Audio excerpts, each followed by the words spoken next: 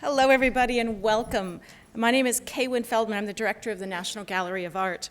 We're delighted to have you here today, and you are obviously delighted to be here. It felt like a cocktail party in here. Great energy and excitement and enthusiasm. I have been here as the director of the gallery for 2 months now, and I have learned lots of things in my 2 months, but one of the things I have learned is the quality and breadth of our programming here. And this is actually my third lecture today, held here in the auditorium, the trifecta of lectures. And of course, I'm really delighted today because this moment marks our annual presentation coordinated with FAPE, the Foundation for Art and Preservation in Embassies. FAPE is a public-private partnership dedicated to providing permanent works of American art for U.S. embassies worldwide. It contributes to the U.S. Department of State's mission of cultural diplomacy and cross-cultural understanding within the diplomatic community and the international public. All artworks commissioned or placed by FAPE are by American artists and are gifts representing the incredible generosity of some of the United States' greatest artists and donors. To date, FAPE's donations include permanent works by more than 220 preeminent American artists placed in more than 140 countries.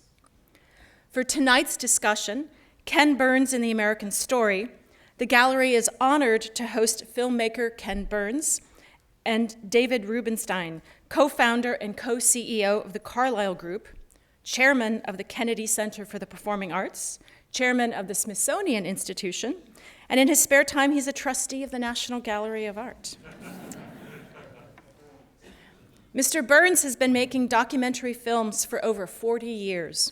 Since the Academy Award-nominated Brooklyn Bridge in 1981, he has gone on to direct and produce the most acclaimed historical documentaries ever made, including the Civil War, baseball, jazz, Frank Lloyd Wright, Huey Long, Mark Twain, the Roosevelts, An Intimate History, Jackie Robinson, the Vietnam War, and most recently, the Mayo Clinic, Faith, Hope, Science. The late historian Stephen Ambrose said of his films, "More Americans get their history from Ken Burns than any other source."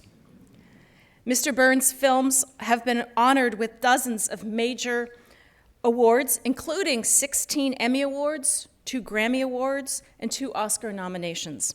And in September 2008, he was honored by the Academy of Television Arts and Sciences with a Lifetime Achievement Award. Our on-site audience will enjoy a sneak preview today of Mr. Burns' forthcoming film, Country Music. For those joining us via live stream, the documentary will premiere on PBS this fall. From FAPE, we'd like to thank Director Jennifer Duncan, Chairman Joe Carroll Lauder, and President Eden Rafshun. We are very pleased to have them with us today. Thank you so much.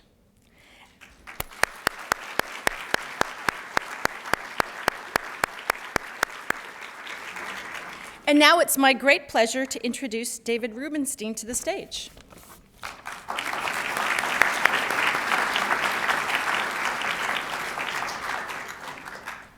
So everyone here should know we're very excited at the National Gallery that we were able to lure from the Midwest, Kay Feldman. Thank you very much for agreeing to come here, and after 2 months, you're happy, right? Okay.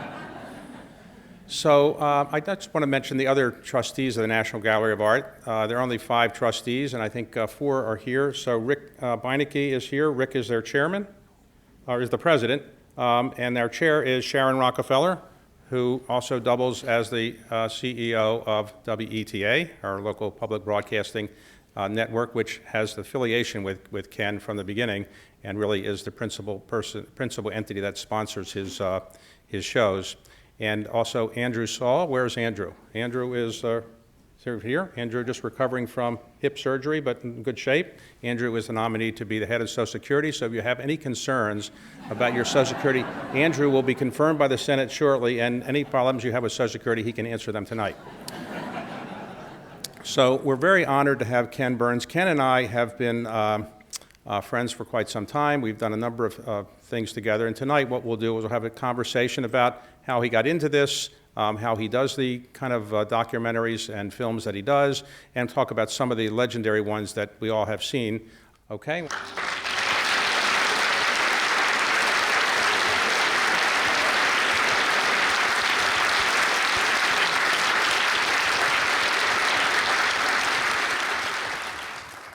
I was just saying I gotta go. I have work to do.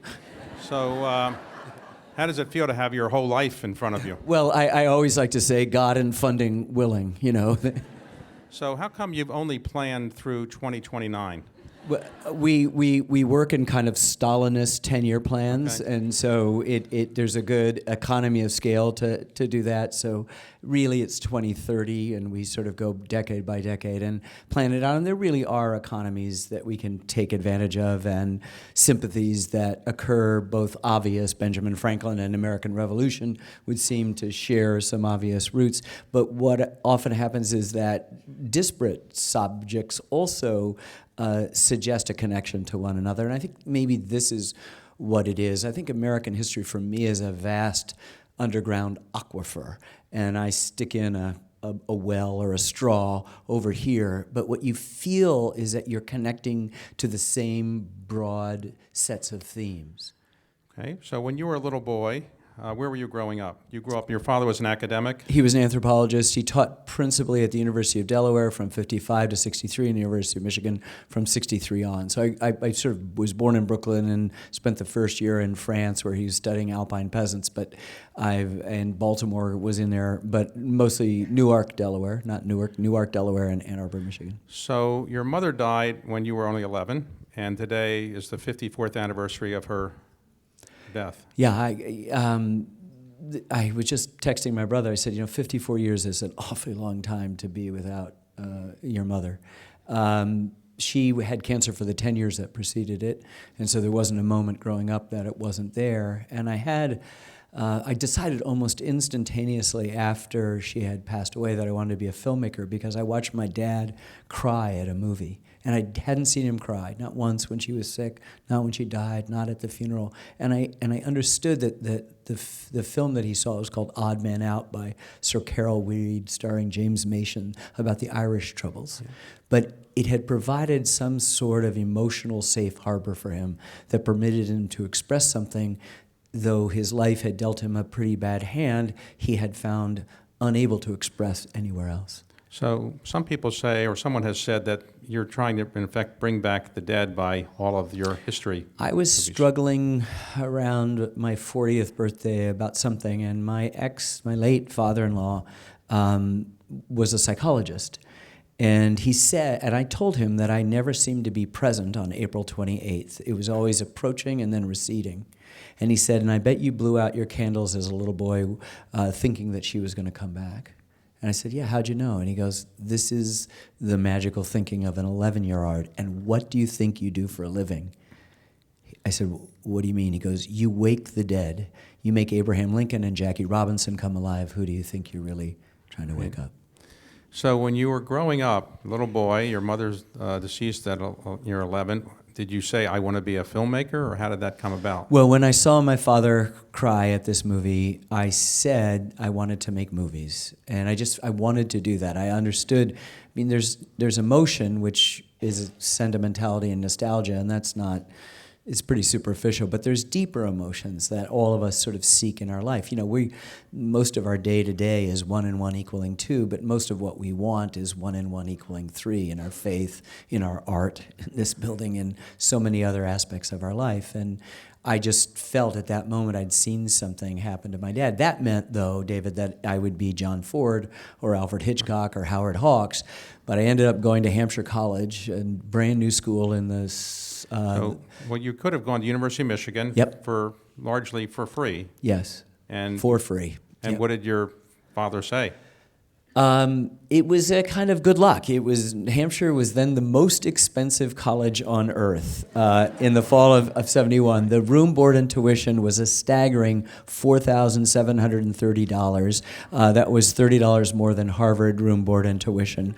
But what it promised was not 40,000 students and a kind of sets of 101 courses, and not to take anything away from the University of Michigan, which is an extraordinary place, but Hampshire was new and experimental. It was sort of, the best way to describe it is it's graduate school at an undergraduate level. So if you knew what you wanted to do or you knew how to look for what you wanted to do, it was great. And I do not recognize the person who went into Hampshire and the person who came out in the spring of 75. I don't.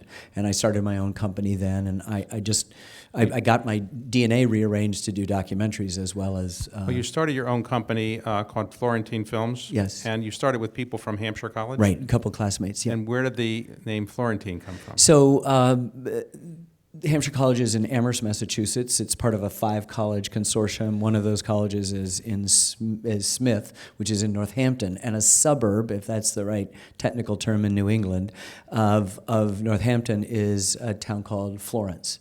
And one of our beloved professors there, a still photographer named Elaine Mays, plural, lived there, and we'd visit her often. And so, as a joke, a lark one day in New York, when somebody asked when we were delivering film at the lab, the first name is "What's your name?" and the second line was always reserved for company, and we didn't have one. And I said Florentine Films, and we all laughed, and it stuck. Okay. And where did you get that distinctive hairdo? But your hair was longer when you were in Hampshire. Yeah, I was just to say, up until Hampshire, it was south of where it is now. So this is a shortcut. Okay. And it's just a vestige Prince of the Valiant? 60s. You go to the barber and say, give me a Prince Valiant, or what did you tell him? The Prince Valiant thing really hurts deeply, David. Okay. I'd like to think of it more as John, Paul, George, and Ringo, kind of from a middle period there. Okay, but who gave it to you? You still go to that same barber? Yeah, so I went to this incredibly, I was 21 or 22. I went to this incredibly gorgeous woman who had a hair cutter. I hadn't been to a barber shop, let alone a salon, in something like 20 years or 15 years. And so I went, and this woman said, well, let's just do it a little bit at a time. And I said, no, let's just get right. So she ended up at about this, and that's been it. And so she's retired. She's a grandmother now. She's left her business, and I go to her house. And in East Hampton, Massachusetts, even though I live an hour and a half away in a little village in New Hampshire that has fewer people than here in its center village, and she cuts my hair. I'm incredibly loyal. Okay, so great. So what was your first film? Well, you started Florentine Films. What was the first film that you did? The first one was Brooklyn Bridge. I mean, we worked as sort of on a day rate. As a cinematographer for the BBC, I get paid $125 a day, and the assistant cameraman would get $85 a day, and the soundman would get $115. My two partners, and we would travel all over New England and not charge them per diems, and we would work 2 or 3 days a month and pay the rent, and then. But why the Brooklyn Bridge wouldn't strike one as naturally a subject that people are going to jump to go to the movies to see or to watch television? Why did you pick that topic? So my best friend then and now is a guy named David Blistein, and he at that point, just out of Amherst College, was a book salesman, and he dropped on in my apartment one day, David McCullough's The Great Bridge, the epic story of the building of the Brooklyn Bridge, and I literally devoured it in a sitting. And it had reawakened something where my younger brother had read fiction, I had read nonfictions. I would read encyclopedias. I'm a good person to have on your Trivial Pursuits. I do the New York Times Crossword Puzzle in ink, but I just suddenly opened up, and I said to my partners, this is our first film, and they thought I was crazy. But people would say, an hour on a bridge, maybe 7 minutes? And I go, no, no, no, I'm going to have a hard time, as you now have discovered, keeping it to an hour. And of course, I couldn't do it for an hour to save my So life now. do you talk to David McCullough? I went to David McCullough first, and he was very sort of skittish. First of all, this child, looked like I was 12, was trying to sell him the Brooklyn Bridge, the topic that he owned. Right. And he wasn't buying it. And so neither were any of the hundreds of underwriters I was trying to go to, foundations and corporations in New York, but finally amassed enough to shoot it. And then I left New York to this little village in New Hampshire where I could live literally for nothing for a few years while I edited it. But it was nominated for an Academy Award, and eventually I was able to get David to give us an interview, and then he'd come up to visit and was so struck by the footage that we took at every time of day and night in every season from every vantage that he said that he would narrate it as well. And so we had written the script, but he was incredibly helpful in not only speaking it. I like to tease him that I gave him his start in motion pictures, but he became a voice for us for the first decade of several of our films. And where did the expression that you've just alluded to, I'm going to sell the Brooklyn Bridge, where did that come from? Did people actually try to sell the Brooklyn Bridge to people? So this was a huge public work, obviously the greatest engineering accomplishment of the 19th century in America, and a great work of art, we tried to argue, and a hell of a good story. But it's also in this sort of melting pot of New York City. And in the second half of the 19th century, the bridge was built between 1869 and 1883.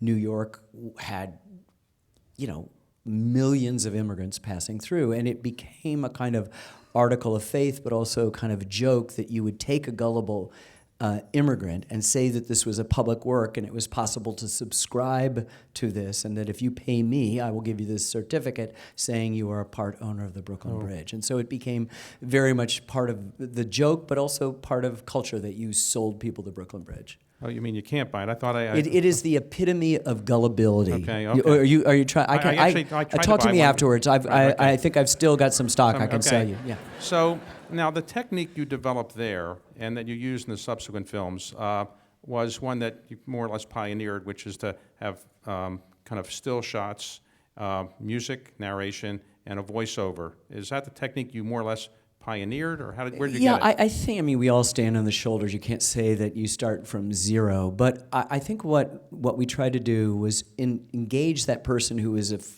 initially interested in feature films and say that every still photograph represented what to a feature film director would be a master shot that would have in it a wide, a medium, a close shot, an extreme close shot, a tilt, a pan, a reveal, and inserts of details. And so I treated a still photograph not as this object that you held at arm's length, but something that was alive, a representation of a moment that had a past and would have a future. So it wasn't just what it looked like, what stories you could tell within it, but what it sounded like. Were those troops tramping? Were the guns firing? Was the bat cracking? And then if you added that complex sound effect and had not just a third-person narrator, but a first-person voices giving you the style of articulation of the past in love letters and journals and newspaper reports, you might be able to wake the dead. You might have that moment where you felt. One of the best compliments I've ever had was at the premiere at the Brooklyn Museum. We set up folding chairs, and I brought my own screen, and they had an AV cart, and I brought my own projector, and we projected it. And the first question afterwards was a woman who said, "Where did you get the footage of the building of the Brooklyn Bridge?" And I said, "It was built before motion pictures. There's no footage." She goes, "No, I mean when they brought the stones up to the bridge and lifted it up to the towers, and they put it on those caissons and things like that." I said, "Ma'am, those were still photographs." And she goes, "No, they weren't." and I thought, you know what? Be quiet. You won. Okay. I said, "Oh, okay." She thought they were moving. So after the Brooklyn Bridge, you did a few others, The Shakers, Huey Long, and Statue of Liberty. But then you came up with the idea of doing the Civil War. Now, that was pretty epic. Where did you get the money for it? Where did you get the idea for it? And did people tell you were crazy at the beginning? I got the idea for it because the Civil War was the determining factor in every single one of the films that I had done so far. The Brooklyn Bridge was finally built by a man named Washington Roebling, the son of the designer who died in the first months, who got his practical training as a bridge builder during the Civil War, and if it hadn't been for the Civil War, he would not have promoted industrially this new metal called steel, which would have made it impossible. You couldn't build an iron Brooklyn Bridge. The Shakers declined precipitously after the Civil War, not because of just general social or economic changes, but in a country that the question of the soul's survival, which is their question, wasn't being asked in the same way that it had before. Huey Long came from a dirt-poor North Louisiana parish that refused to secede from the Confederacy. They thought the owning of slaves was a rich man's cause, and so it became a hotbed of radicalism and populism and even socialism that would eventually spawn Huey Long. The Statue of Liberty was originally intended as a gift from the French to Mrs. Lincoln to commemorate her husband's ultimate sacrifice, though the Union was survived. And of course, Congress's most important moment was when there were two Congresses, one in Montgomery, Alabama, later Richmond, Virginia, and obviously here in Washington, D.C. So the Civil War was swirling, and I finished reading Killer Angels by Michael Shara one day, Christmas Day of 1984, and I turned to my dad. I was visiting him in Michigan. I said, I know what my next film is. And he said, what is it? And I said, the Civil War. And he goes, oh, what part? And I said, all of it. And he looked at me and he just shook his head and walked out of the room like, my idiot son. And that was the first of many kind of like, what? It's not going to be an hour? It's going to be what? Well, how many hours was it? Well, we originally intended 5 1-hours each year of the war, 61 through 65, and then it just got away from us, and the story demanded a deeper dive, and so it ended up being 9 episodes and nearly 12 hours long. Where did you get the money for that? So the money came principally from the National Endowment for the Humanities, from the Corporation for Public Broadcasting, from General Motors, which were 22 years was our sole corporate underwriter. Now it's Bank of America since 2006 and through to 2029, and other sort of a handful of other places, the Arthur Finding Davis Foundations and the MacArthur And ultimately, Foundation. it cost how much? It cost, for me, my part of it is 3.4, and if Sharon Rockefeller, who's been our producing partner since well before the Civil War, since Huey Long, it was probably 3.5 or 3.6. So the total cost was? 3.6. Okay, and when you put it on, how many years did it take you to do it? 5.5 years, from the time I said that to my dad to when it was broadcast. And when you were at the end of 5.5 years, before it was broadcast, were you worried that what might not work? I knew that it was a good film, and I felt it was a good film, and that's where documentary filmmakers were. I mean, at that point, I'd had 2 Oscar nominations for Brooklyn Bridge, the first, and Statue of Liberty. I lived comfortably, I thought, in New Hampshire, and I thought this is, I had reached the apotheosis of what one could do. And I went to the press tour in Los Angeles in the July of 1990, and the reviewer said, this is terrific, but no one's going to watch it. This is an age of MTV commercials and fast cutting, and it's just not going to be watched. And anyway, Stephen Bochco has this new police singing thing called Cop Rocks, and no one's going to watch your thing. Right. So were you stunned when the reaction was so positive the first week and so? We were more than stunned. I've never been, I remember being in a bar at the Warwick Hotel in Midtown Manhattan where these CBS executives were drinking, and they were swearing at me. Okay. Because all of the numbers were skewed. In some cities, we beat all 3 of the national networks, and that had never happened before. So in putting that together, you obviously had a terrific musical accompaniment there. What was the secret to the music? How did you put the music our together? secret to the music is not a secret, and I've shared this for the 40 years I've been doing this, but no one does it the way we do it. We record our music before we begin editing. Music is the fastest art form there is. It's what Wynton Marsalis calls the art of the invisible. 2 notes, and it is working on you. Why is it that film music is always added at the end, like icing, to amplify emotions you hope are there, rather than be baked in from the beginning? So I went through a songbook of hymns from the period, of popular songs from the period, obviously from military songs north and south. I had them played 40 or 50 different ways, each one of those 40 or 50 songs. And then we had what we call musical beds, the battle cry of freedom. Dun, dun, dun, dun, dun, dun, dun, dun, dun, dun. We'd have 40 different versions of that, and 40 different versions of Dixie or Hail Columbia or the Battle Hymn of the Republic, whatever it was. And then one of my session musicians had written this beautiful, a Jewish guy from the Bronx, had written this beautiful Scotch-Irish lament just a few years before I started, called Ashokan Farewell, which I realized could be a kind of musical bridge. It sounds like it was written back then, and yet it had an immediacy. And I promise you today, David, that song has been played at a funeral or a memorial service or a wedding or a renewal of vows. And it has been, for the 29 years since the Civil War has been out, this just incredible piece of music that I think bridged the present and the past. One of the emotional highlights of it was a letter that was written by a soldier that did not live, who did not live to see his wife. Where did you get the idea for that? Well, we had always wanted to tell a bottom-up as well as top-down history. That's the kind of history that we like, and I think it's the best kind of history because it gives so-called ordinary people, and what you find out in life, and particularly in war, is that there are no ordinary people, that their story is as important as the bold-faced names that our history is normally distracted by. And those bold-faced names are really important. We did not neglect Abraham Lincoln and Jefferson Davis, Ulysses S. Grant, and Robert E. Lee. But we felt it was important to know Sam Watkins of Company H of the Tennessee Volunteers and to know Elisha Hunt Rhodes from the 2nd Rhode Island Volunteers. In any case, I begged our 24 advisors, some of them, Pulitzer Prize-winning historians, to send us that documentary first-person material, and they rarely did. And one day, I got a letter from Don Fehrenbacher, who was teaching at the University of Illinois, and he just sent me this thing, and I ripped it over. I said, "Oh, here's finally a letter." And I started reading it, and by the time I was done, my brother was in tears. And he said, should we try to put it into Manassas, it takes place just before Manassas, or first Battle of Bull Run, the first major principal engagement of the Civil War after Sumter.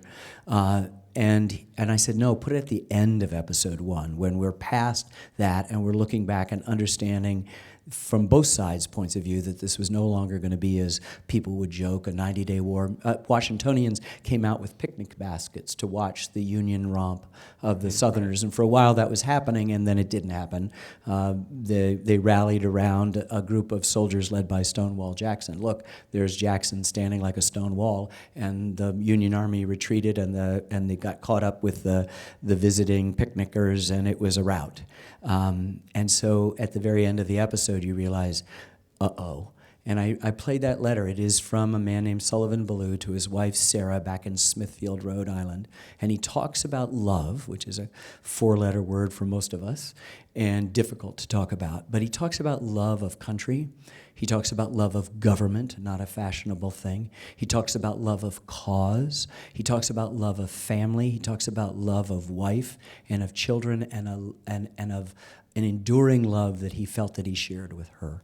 And it is, every man wishes he could write these letters, that kind of letter to the woman he loves. Every woman wishes her man had the ability to write that kind of generous thought to them. And I think it's just, I used to carry it around in my wallet and read it for 15 years until the piece of paper just disintegrated in my pocket. When the Civil War was completed, then you were very famous then. I mean, you were not as famous before, but everybody then who knew Ken Burns was.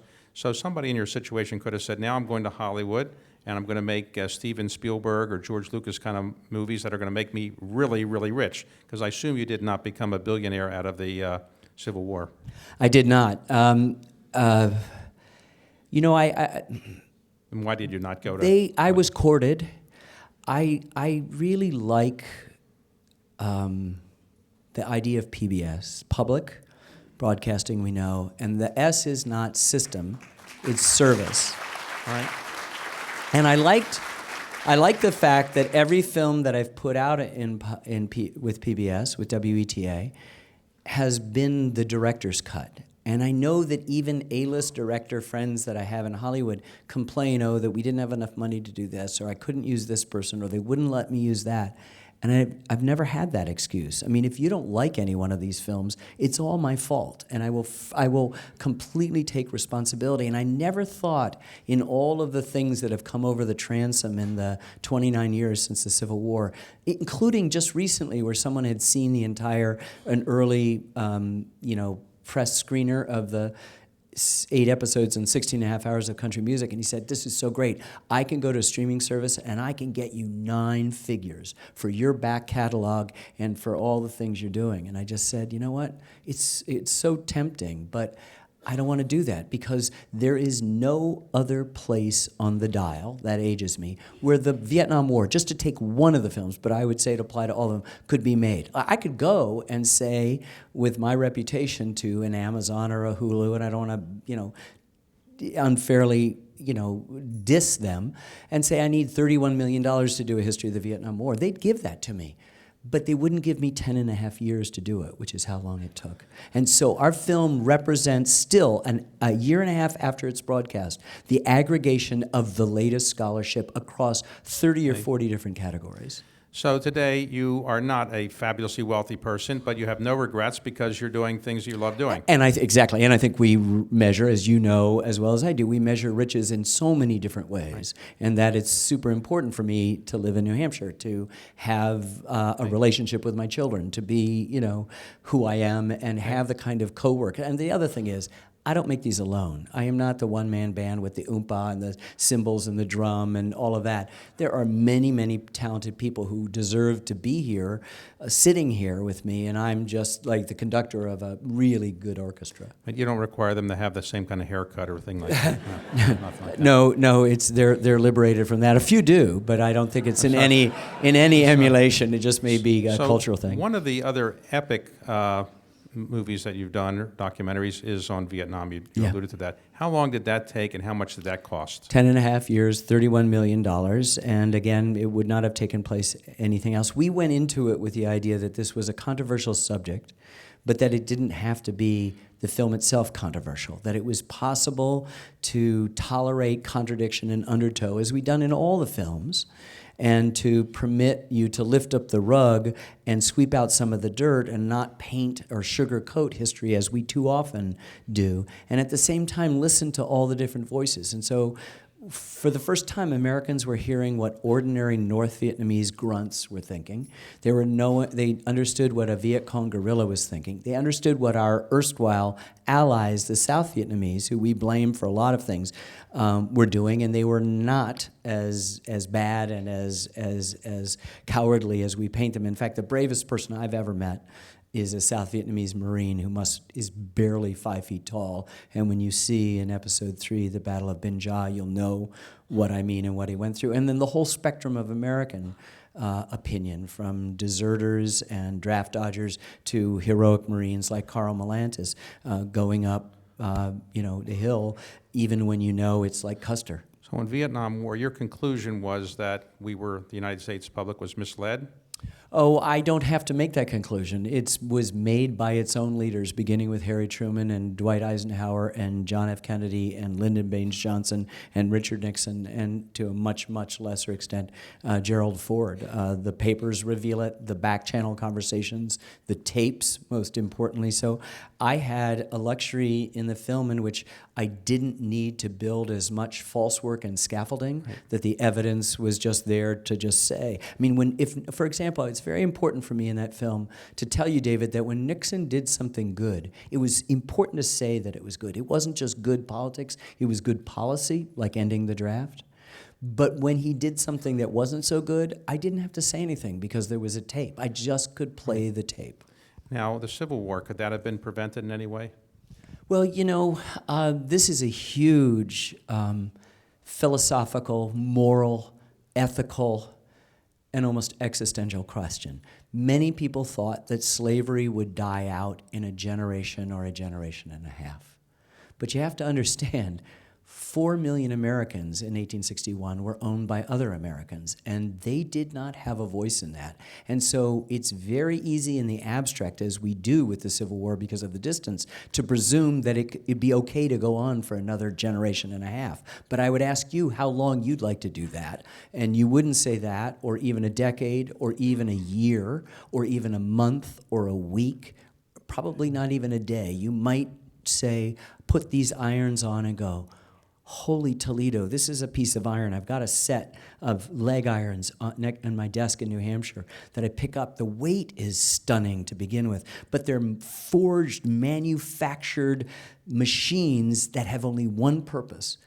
In the United States, which was founded on the ideal that all men are created equal, yet, oops, asterisk, the guy who wrote that owned more than 200 human beings, that you would have these things that actually kept, by the time of the Civil War, 4 million people in bondage. So maybe it could not have come a moment too soon. And we're still wrestling, of course, with the aftermath of the Civil War. At the end of the film, Shelby Foote is celebrated for his presence in the film, justifiably, but the next most present person is Barbara Fields, a scholar from Columbia University. The last thing she said back in 1988, when we interviewed her for a film that came out in 1990, is that the Civil War is still going on. It's still going on and regrettably can still be lost.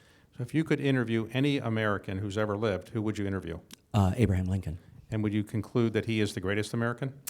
He's certainly the greatest president. But you know what, let me qualify that. I think you have to say, when you argue about baseball, whether it's Willie Mays or it's Mickey Mantle or it's Hank Aaron or whomever is the best player, you say except Babe Ruth. And I think you have to say except George Washington, because we just don't have a country without him. But once you've set in motion a country, and we're working on the revolution now, and daily we're reminded about his indispensability, Washington's. The best president, without a doubt, is Abraham Lincoln. If you could interview any woman in American history, who would you? Elizabeth Cady Stanton. I think she is the best writer.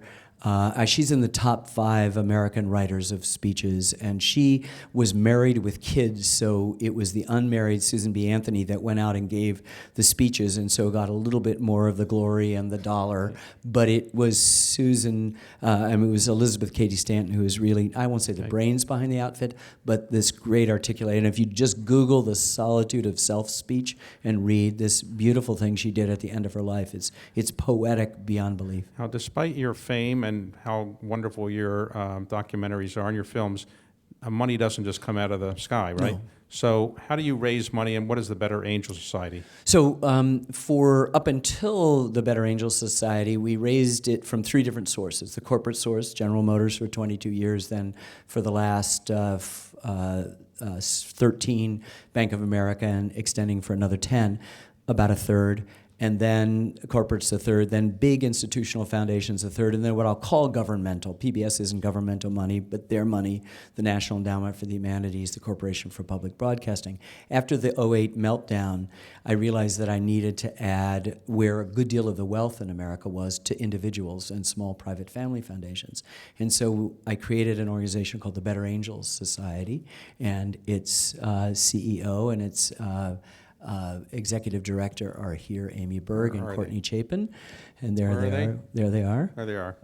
And what we've been able to do is sort of fill in the gap of the tightening and the shrinking of the sources, corporate and foundation and governmental, that took place after the recession, and supplement it with extraordinarily generous individuals, including yourself, that help us not only make the programs, which we are dependent upon, and help us do a lot of ancillary educational things that promote civics education and civil discourse in the United States. And it's called the Better Angels after the last line of Abraham Lincoln's first inaugural, when he was appealing, unsuccessfully, to the better angels of our collective North and South nature. So are you trying to raise any money for anything that you have in the works now? Just about everything that you saw there is open for bidding, and I'll take. Okay, and talk about country music. That's going to be on in September? Yes, and it was something that I can't believe it took me this long to do. It is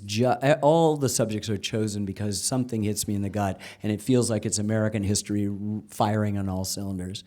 this is that and more so. I mean, the thing that we understand is that we can work really hard on a film, and all we are storytellers. I don't want to sort of stretch it much more than that. And we focus on trying to master very complex across a lot of time that we demand of our audience, and a lot of stories and a lot of characters and a lot of contradictory aspects to it. And when we lift our heads up after 10 and a half years with Vietnam or 8 years in country music, or any film, including The Brooklyn Bridge, we are stunned by the way in which it mirrors the present. People say history repeats itself, or we're condemned to repeat what we don't remember. That's not true. Human nature never changes. Ecclesiastes said it. What has been done will be done again. What has been will be again. There's nothing new under the sun. And so what you see is the continuation of themes. Mark Twain is supposed to have said, history doesn't repeat itself, but it rhymes.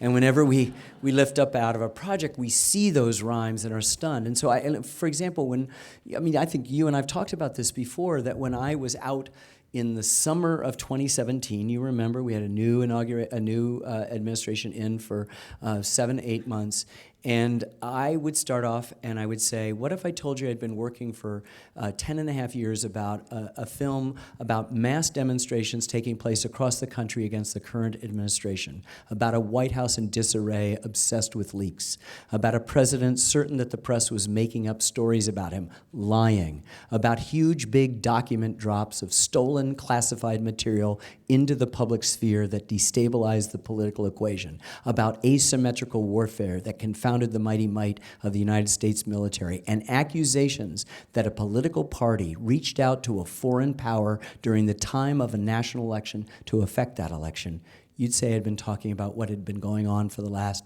year or 16 months in the country. But in fact, all of those things were true of Vietnam when we began work in December of 2006. And they were true when we locked the picture. We still had work to do, but locked it editorially in December of 2015, a month before the Iowa caucuses. So, and I could take that and do that for every single film I've worked on. So you've gotten a lot of awards. There's few awards that are available to you that you haven't gotten. You've gotten every award probably. So why did you decide to take the time to come and receive the award from FAPE? You could have spent your time in New Hampshire. Why did you decide to come down and accept this award? You know, I am interested in what the United States exports, and not just in terms of the material things that might influence an economic balance of trade. I'm interested in the ideas. Lincoln, in his address to Congress in 1862, what we would call the State of the Union speech, said, "Fellow citizens, we cannot escape history. The fiery trial through which we pass will light us down in honor or dishonor to the latest generation." And then he also said, but our case is new, and we need to think anew and act anew, and then we'll save our country, which by the end, he said, was the last best hope of earth. It implied a kind of exceptionalism that we too often take for granted and don't live up to, or at least don't demand of ourselves the rigorous self-criticism that being the best always requires. But I think embedded in our stories, our American stories, are universal truths that represent the best balance of trade in our favor of anything I know. And so that the idea that in our embassies, the place in which, like almost chemical bonding, the receptors of us connect with the receptors of others, we have the opportunity to exchange the best thing we have, which is our ideals. Okay. Period. Well, Ken, thank you very much. We're out of time. Thank you for coming, accepting this award.